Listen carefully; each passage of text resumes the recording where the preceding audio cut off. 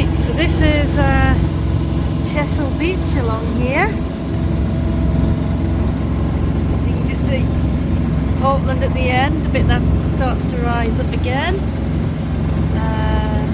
Yeah, we walked along that section of beach a couple of weeks ago, over a month ago, maybe two. Conditions are nice at the moment. It's got a bad reputation, this area of water. Lots of shipwrecks, lots of scary stories, and people getting it wrong and getting into all kinds of difficulties. But, at the moment we're not having any difficulties. We've got the sails up.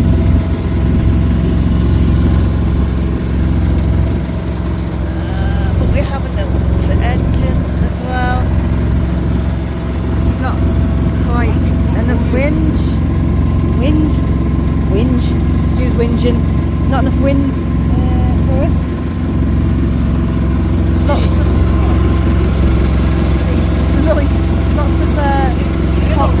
for a minute with those bloody things. The whole ocean, there's so many there. They always seem to be on an obvious direct route from A to B. Oh, yeah.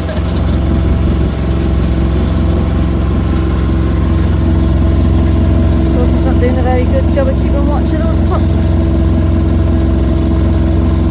She said, that's your job, I'm the captain. Sort it out. Okay. Ready? Talk us through what we're doing. Right, so we're going from Bridport, West Bay, to Swanage, around there. Yeah. And this is the route I've mapped out. You could, and it avoids the inner passage of the Portland Bill, which can get nasty, although today there's very little wind, and it's probably a doable thing. But having said that, if I was to go that way, I've then got to avoid the shambles and a few other things. So I've taken the conservative, safe route, for just obvious reasons. The crew, I think, would prefer that to be better. The wind direction today would favour me doing this, and also it's the safest route. We're not on a timetable to go anywhere. So currently we're there. We've been underway for 1.5 hours, and we've done 4 miles. No, we have not. We've done 6 miles. Woo! So it's 4 knots. I've worked our speed out at an average of 4 knots. Now the problem, as you can see probably on here, you see all the little red arrows, that the current is going to really start going against us. So I've allowed for that because we don't need to be at our waypoint number 1 till about 3:30. And at the moment we're on course to be there at 3:30. We're scheduled to be in Swanage round about 10 o'clock. That may or may not happen, because once we get round Portland, providing my sums are correct, we'll get a lovely lift, a 7-hour virtual tidal way all the way along. So we'll make up all the time there, I hope. The wind is currently a true wind of about 5-6 knots at the most. Actually, the apparent winds is about 9 knots, I think, something like that. So there's no wind to speak of, so we're having to motor sail. We're doing the best we can under Genoa and Maine. The wind is now, well, it started forecast southwesterly. It is actually a southerly. It came round a little bit to southwest for about 5 minutes and gone back to the south. This doesn't help our sails really, and unfortunately Sarabi, because it's so loaded, it's full of water, full of everything we cruise with, has a bit of a struggle to go under power, and especially if there's wind against it as well. It's not happy, and if Sarabi's not happy, I'm not happy. But we will push on, persevere. I'm hoping we'll be daylight when we get to anchor in Swanage. At the moment, you can see I'm slightly one side of the track, so I need to bring it round if I can, but the wind won't let me, so say la vie. So we've got lovely views behind us, leaving it all behind now. I've got to try and bring it round a bit. Okay. Okay, so we've got, I'm just looking at the sails now. So we've got our, do you know our average is a huge sail. And then we've got the main sail up as well, which is a smaller sail, but it's set quite far back. You want to explain, Stu, about the smaller main sail set back? Oh yeah, on Crown Catamaran, the way they've set it up is to have the massive Genoa headsail and a small mainsail. And then what that does is that especially on this cat, the headsail does give it the power, not least because it's so big. It's the way it's designed. And the other reason for the mast to be set back, as far as I understand it, is it stops it being overpowered and then falling over, capsizing.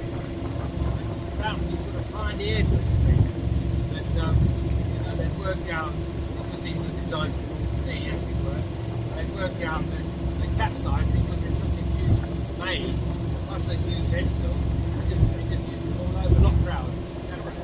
So the way they've designed it is to depower it, if you like. So they're very powerful off the wind, but they can take 20 knots of wind under the sail, no problem. And it's a safety feature. And as far as I'm aware, no confounders ever capsized. And if they do, it's not because of the design, it's because somebody's trying to make it do something. Nobody could have thought they could do it. So I think, as far as I know, that's the theory.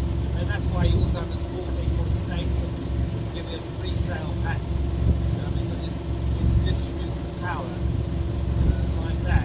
We haven't got our staysail up because it can be a bit of a faff.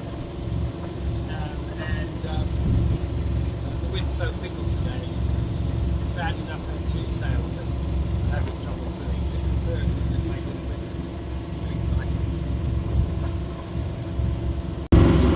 Right, now it's because there's very little wind today, very, very light wind, less than 10 knots. And we've made quite good time so far.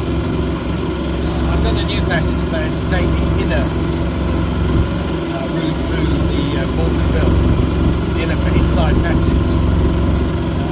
Now that's quite tidal dependent, and the east going tide doesn't start for another 2 hours, which is great because we're not far off, 2 hours away from it. But the perceived wisdom was go and hide in West Bay at the end of Chesil Beach, which we're going to be doing. It looks like there's a couple of other boats there at the moment, and then wait there for the right time, because if you go too early, the tide could sweep you all over the place. So I've got 2 plans ready, but now we're committing to the inside one, and the timing is about right for it. Not but most importantly, the conditions are right. It's halfway between Eats and Springs. There's no wind to cause a big upset.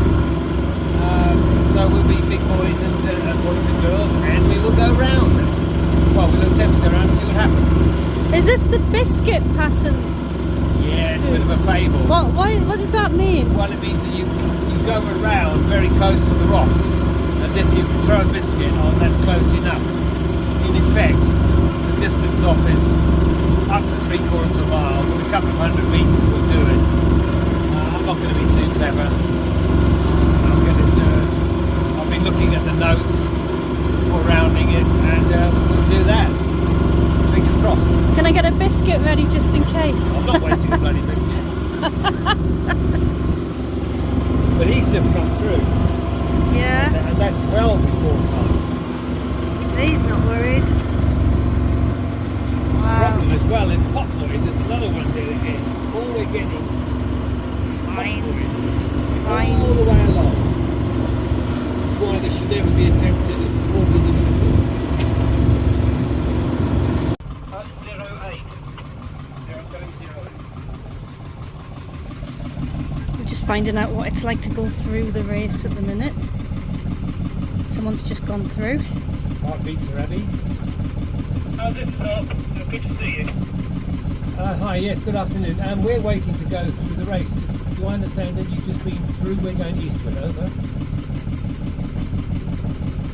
I'm there. There is no race really. It's all calm and placid as if there was no problem with PL ever.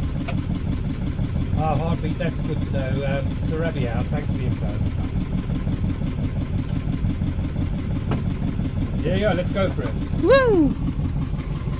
Yeah, we've got a couple of boats been waiting to go through, but we've just spoken to someone who has, and they said Right, let's go for it. it's absolutely fine. So we're gonna go. Woo! We're gonna go. You ready? You ready, Pooh? Ready. Cautious at the bill. Yes, right.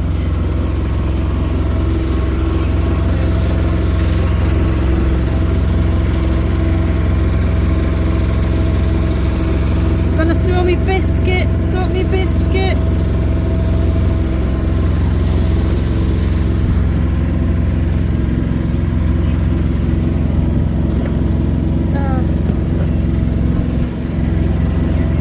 I don't think it'll reach. You ready? Yeah. Wait till we're level with the point. We're coming round. You see those little pointy rock out the water? Yeah. When we're level with that, then that's the time to go for it. Okay.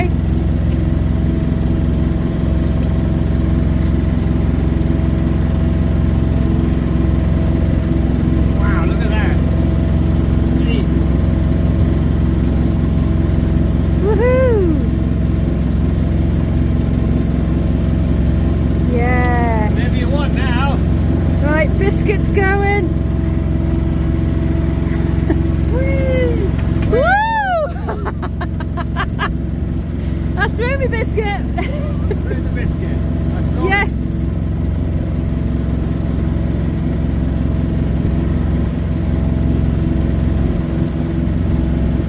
Man.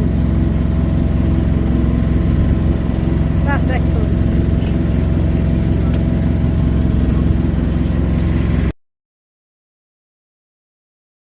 Stu's been using his time effectively while we've been on this long passage. Well, I bought 2 pairs of pseudo Crocs before we left, and I only tried the other pair on for size, and this one was the same size, but it's come up smaller, which is a shame, really. So I thought, well, in the privacy of my own boat, and for walking in the water when we're launching the dinghy off the beach, things like that where there's not a problem, I've cut the toes off because these I think are probably half a size smaller than they're advertised. You don't have to look at your toes. So, and then they're quite comfortable. So I've launched a new range called Stewarks. And if you wish to do it yourself, send me £10 and I'll send you the plans on how to do it. Switch the tablet on. A drop of fizz to celebrate getting into Swanage. God, we did come around there tight. And biscuit throwing and all that jazz.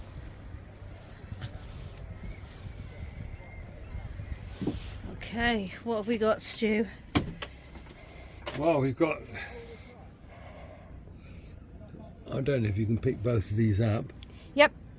but this black line was our intended route, the one I'd planned. Yeah.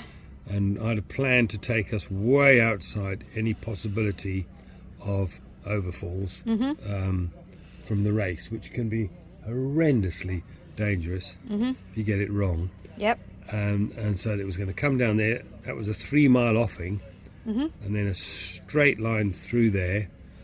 This where the shambles, just to the south of the shambles, which is a shallow area, then to a point there and up and across. That was the original plan. Then, However, I didn't start this track going till after we've been gone a little while. Because I've got all this on two tablets. And so after we'd been going for a while, I thought, well, I'm going to plot an alternative possibility of us going through what's called the inside passage around Portlandville, where you basically hug quite close in. So it's at this point here we decided, as it was so calm, we would actually not to do that one, but go across towards Portland itself here.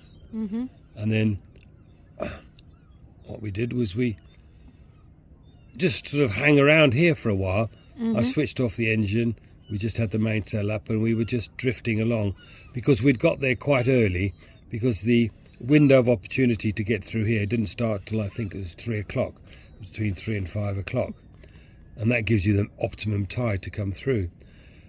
So while we were hanging around here, I heard on the radio two boats conversing, trying to about, oh, you win the bet. It was smooth as anything. So hearing this, I thought, okay. If it's that smooth, I'll radio the guy. So I radioed one of the boats and I said, listen, is it as smooth as you, I understand you've just been through, is it as smooth as you say? He says, there is no race today, it's flat calm. Because by being here, we still had the opportunity, if you like, to come out to here.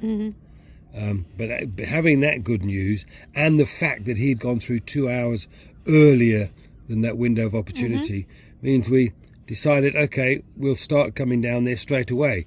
So we went through there at, I think, at 2 o'clock, wasn't it? Something like that. And that's how close we got. That is probably 100 meters, something like that, which is which people say hug it close, but it was not necessary on today. But heck, why not? Hug it close enough to throw a biscuit. Close enough to throw a biscuit, and Maddie threw a biscuit. And then once we'd come around here, we set course really paralleling this along here. And then this bit of me coming out here was, I looked through the binoculars, and this is St Albans Head, and there was huge overfalls here. So I thought, well, I'll come out a bit more to miss them. And I noticed there was a little yacht on the inside there. So as we got close to the overfalls, for some reason they reduced. I think the tide was starting to change. Although there's such a strong tide, we were doing 7 knots along here. Anyway, to make a long story short, or a short story long, we came out a bit and then we came back in again. It cost us a bit of time, but it was the safe route to do. And then, as you see, I cut inside there, went up to that red there, came across, and we dropped anchor on a pin I'd put in where to drop the anchor. Now, the significance of the pin was that a YouTube channel called Kadoa did a whole series on anchorages, and they said that was a good place to anchor, and they gave the coordinates. So I thought, okay, well, we'll drop the anchor there. In fact, what we did is we went a little bit past it, dropped the anchor there, and then fell back to that position. So that's what the situation is. So here we are in Swanage. The wind is southwesterly. Well, it's hardly any of it, but the forecast wind is still southwesterly, getting a bit stronger. So we're quite protected. And the thing about this is that there's houses all around here, and they disturb the wind and stop it getting katabatic, where it just shoots down and blows. And it puts us in a nice place to go to Poole, which is the next stop. I don't know how long we're saying it. And to go into Poole, we could stop at Studland again, go into Poole for a few days, and then the next plan is to come out and go the inshore passage, I think they call it the North Channel, into this Needles. We came out the main channel, but we'll sneak in round the corner there when we go back. That's the plan. Plans are great, but look at that for the tides. And we're back into strong tides, because when you were round about here, the tides are relatively not so strong, because the way the tides work is they come in here, one half goes that way, one half goes that way. And when they go out, half goes round the top of England, the other half goes up the Irish Channel, and so it makes this area quite, you know, very, very, very easy. Well, yeah, the tides never really get more than a knot. Mm. There you There it go. is. And that was 49 miles. Average speed is about 4.5 knots because Sarabi doesn't go very fast when she's full of gear, as we've been cruising. Right, next up is fudge. So we got fudge from Dorset. We've already had our sea salt one, wasn't it? From the old fudge shop in Lyme Regis in Dorset. And it was nice, wasn't it? So let's delve in and try another one.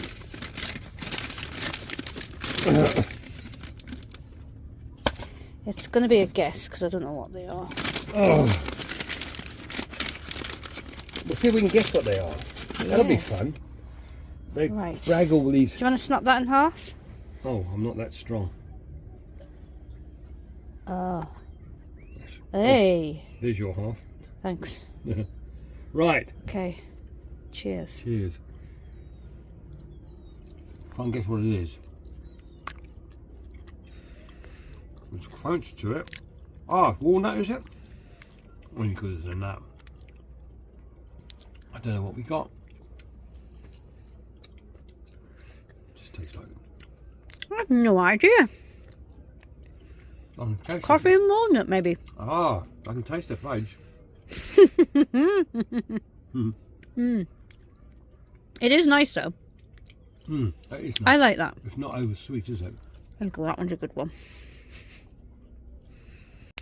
Next up is Turkish Delight, so you're going to have to try and break that one in half. That'll be interesting. Oh, I can't do that. You bite it then. Oh, I don't want to. You'll have to. I'll do it in 2 pieces. No. No, you can't, because I want some Turkish Delight. And some fudge.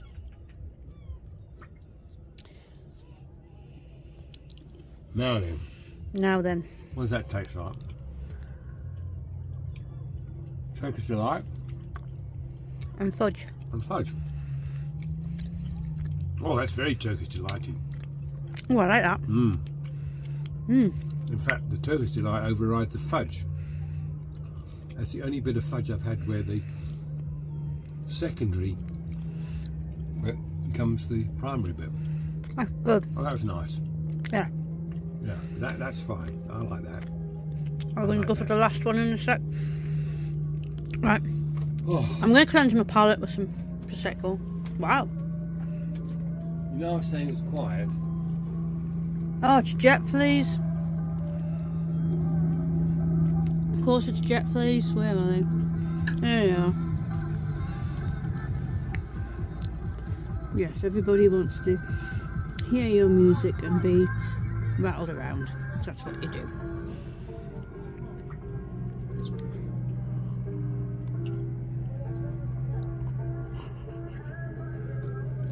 Right.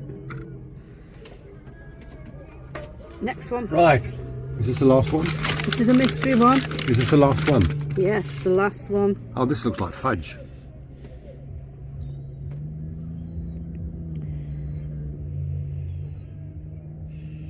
Crumbly. Let's fudge that. You ready? Hi.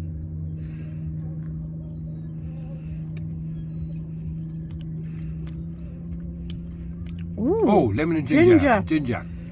Oh, that is nice. Oh, That is very nice. stop you get the ginger stops you getting sick, and the fudge makes you sick. Mmm. Should have stopped at one that for the passages. Yeah. Oh. Oh yeah. Yep. We like that one. Oh, we like that one. That's champion. That is. In Right. fact, we had 3 different fudges? Did we have 4? 4. They were all nice, weren't they? They're all nice. Yeah. But They did well there. They did. that's unmistakably Good. ginger. Wow. Right. Let's have some more Prosecco and throw some rocks at jet fleas.